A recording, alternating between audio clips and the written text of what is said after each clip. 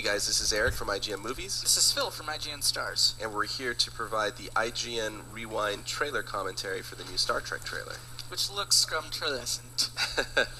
So if you guys haven't had a chance to see the trailer in its entirety yet, I would suggest you watching that first before listening to us kind of dissect it frame by frame. So, Phil, as our resident Star Trek geek, let's kick it off. Okay. Where are we at right here? We are on Iowa. We are at Iowa, where Kirk's hometown is, and it looks like he's riding up to where they're building Enterprise. And now this bar fight is a key moment in Kirk's history. First, because it's never happened before, and second, it's when he meets the original commander of Enterprise, Captain Christopher Pike, for the first time. This is a pivotal role for Kirk in terms of the new canon Trek is setting up. In the original series, Kirk met Pike much older in his life, and now it looks like Pike's playing a mentor role in getting Kirk into the center seat of Enterprise. So, speaking of beginnings, what are we seeing here? This is the USS Kelvin. It's one of the earliest starships. The destruction of this ship plays a big role in the beginning of the film, as the vessel is captained by Kirk's dad. And we're going to see him right here. Bam.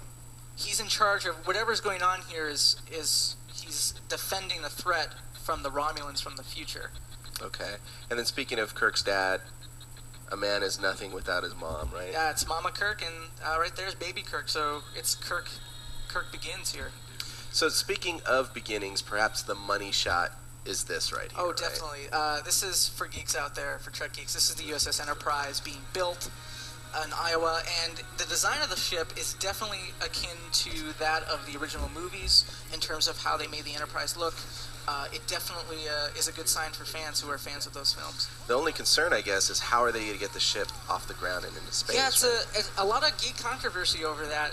Enterprise is usually built in space, so... Speaking of space, what are we looking at right here? This is the bad guy's ship. This is Nero's Romulan ship, which in the prequel comic, it's been revealed that this ship is a mining vessel augmented with Borg technology, hence its more futuristic look. So we've never seen this type of vessel before. It is from the future, and this guy right here, Nero, aka the guy from Munich, is in charge of it. He is a miner who is avenging the murder of his homeworld, essentially, and he figured out a way to travel back in time and stop that from happening. And right here we see Romulus being destroyed. So this is his homeworld. That's his homeworld. Talking about. Okay. And whatever that space-based shotgun blast-looking weapon was, that's the thing that destroyed it. And it looks like that's what he uses later to get his revenge. Now let's talk a little bit about here, because again, another money shot. It's the bridge.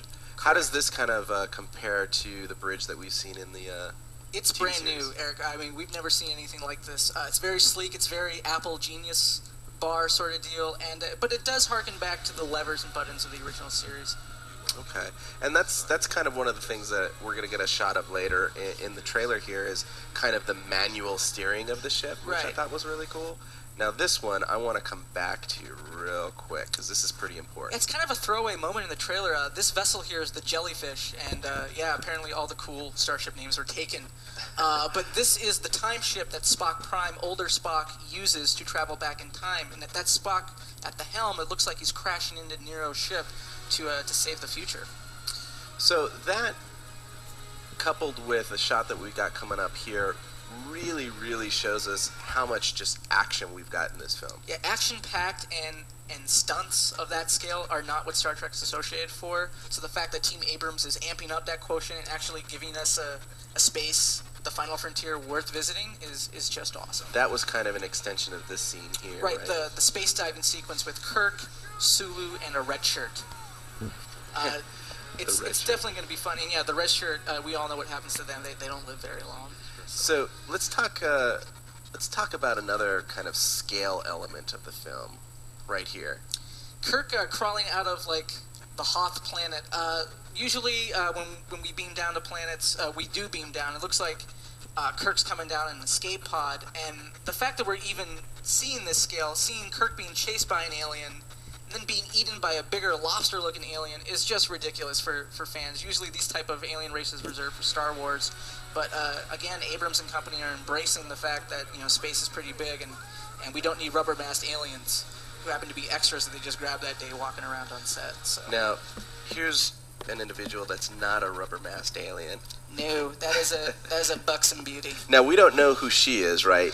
No idea other than she's getting laid by Kirk. And I guess that's important just because it ties into, again, the whole concept of Kirk as this massive stud and somebody who has a woman in every port, right? Yes, he does. So, again, we've got kind of some of the shots of the space battles and the camera angles, which I think are really, really cool. Very intense. Putting you in the thick of the fight. Which you usually don't get. They're usually very static, but ILM is definitely stepping up. Well, I guess